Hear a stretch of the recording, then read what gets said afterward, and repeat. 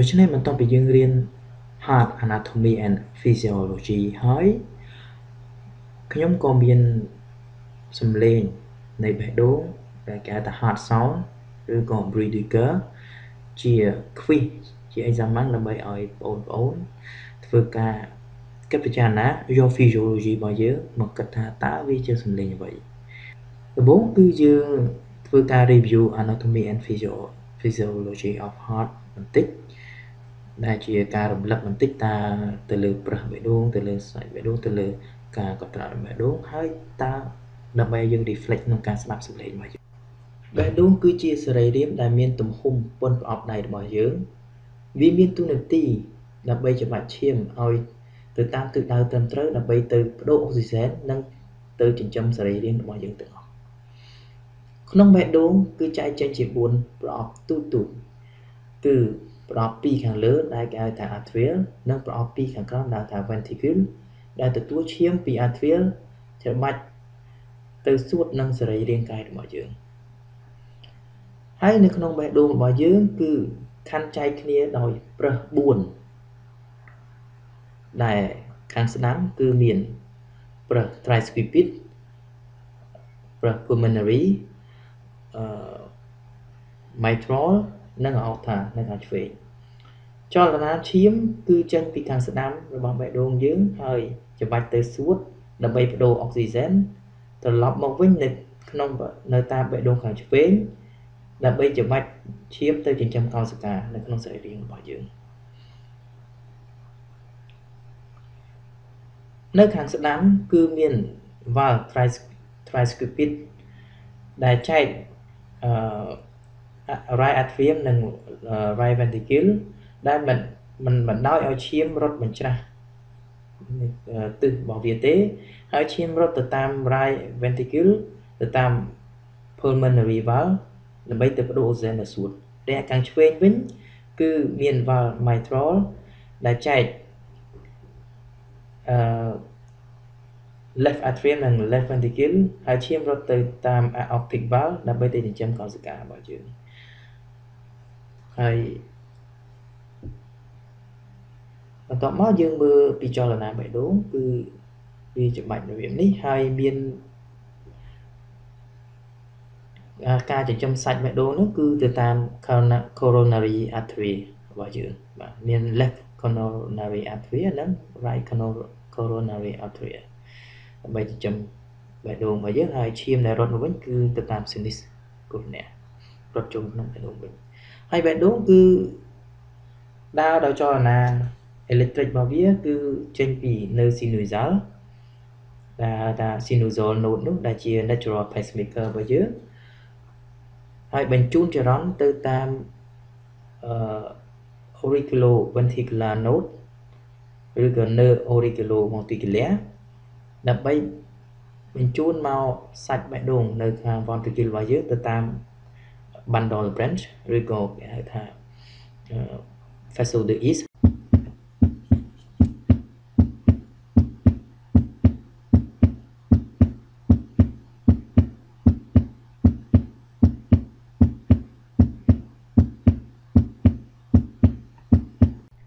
នេះគឺជាសញ្ញានេះជារូបភាពនៃ normal heart sound ជាកន្លែងដែលយើងត្រូវស្ដាប់គឺ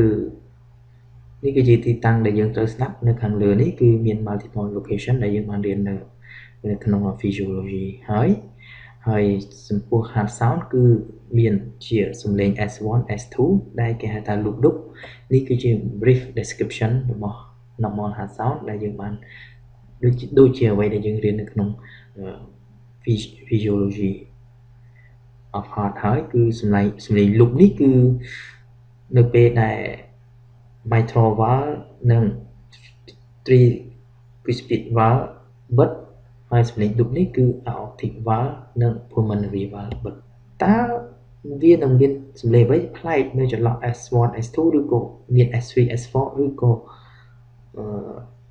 នៅអ្វីកើតឡើងនៅចន្លោះវាហ្នឹង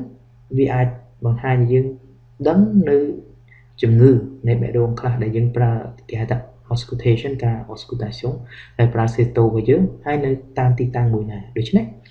យើងប្រើ physiology របស់យើងដើម្បី មកគិតនៅក្នុងនេះគឺជា objective នៅក្នុង quiz មួយនេះអញ្ចឹងមុននឹងចូលខ្ញុំបង្ហាញតិចថាតើមានសំឡេងអ្វីខ្លះដែលយើងនឹងត្រូវស្ដាប់គឺមាន19សំឡេងនៅក្នុងនោះគឺទៅលើ valve mitral ឬក៏ mitral valve គឺមាន mitral regurgitation ឬក៏យើងហៅថា insuffisance mitral ជាភាសាប្រាំង mitral stenosis ឬក៏ rétrécissement mitral ចំពោះ valve tricuspid វិញគឺមាន tricuspid insufficiency ឬក៏ហៅថា insuffisance tricuspid ចំពោះ valve aortic វិញគឺមាន3សំឡេងដែរគឺ aortic insufficiency ឬក៏ regurgitation និងឬក៏ហៅថា insuffisance aortic aortic stenosis ឬក៏ rétrécissement aortic និង Austin Flimmer នេះគឺនៅពេលដែលយើងមានបញ្ហា insuffisance aortic ឬក៏ aortic insufficiency នេះជាលក្ខណៈ chronic ជាលក្ខណៈរ៉ាំរ៉ៃចំពោះ pulmonary valve គឺមាន pulmonic insufficiency ឬក៏ហៅថា insuffisance pulmonaire ឬក៏ pulmonic valve stenosis និង stenovalvular pulmonaire ចំពោះជំងឺ congenital វិញគឺជំងឺដែលចម្បងដែលយើងជួបញញឹមគឺ atrial septal defect ឬក៏ហៅថា communication antiauricular គឺ CER ventricular septal defect VSD ឬក៏ communication interventricular CIV Patentictus anteriosus PDA ឬក៏ persistent renal failure របស់យើងដែលជាជំងឺ congenital ទៅតជាមួយ pericarditis គឺយើងមាន pericardial friction rupture ឬក៏ frottement pericardique ឬក៏ pericardial knock ហើយតទៅជាមួយ split S1 ឬក៏ split S2 នេះគឺតទៅជាមួយនឹង block bronchus ឬក៏ block bronchial បងអង់គ្លេសគេហៅថា right bundle block ឬក៏ left bundle block ហើយតទៅជាមួយ Bruder gallop គឺមាន quadruple gallop S3 ventricular gallop S4 atrial gallop និង summation gallop ដូច្នេះយើងចាប់ផ្ដើមចូល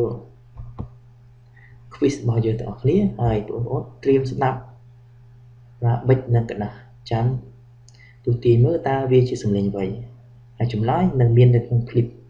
បន្តទៀតដោយមានការពិពណ៌នាខ្លីៗអំពីជំងឺទាំងអស់នេះ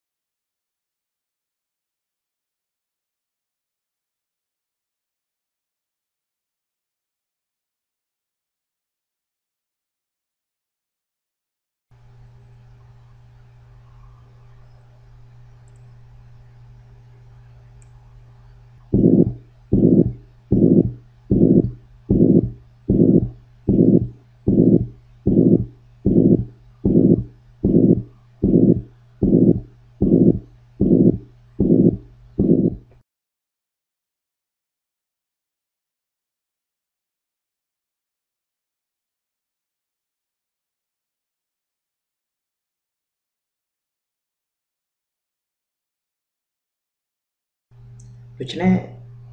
យើងបានបញ្ចប់លើ test របស់យើងហើយ quiz អំពី hot sound នេះហើយអរគុណអ្នកទាំងអស់គ្នាដែលបានចូលរួមហើយសូមរងចាំ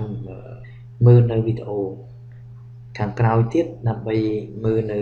result និងការ discussion តិចតួចទៅលើ pathology នៃសំឡេងដែលយើងបានស្ដាប់ហើយសូមអរគុណអ្នកទាំងអស់គ្នាហើយសូមអ្នកទាំងអស់គ្នា subscribe នៅ YouTube របស់ខ្ញុំឈ្មោះ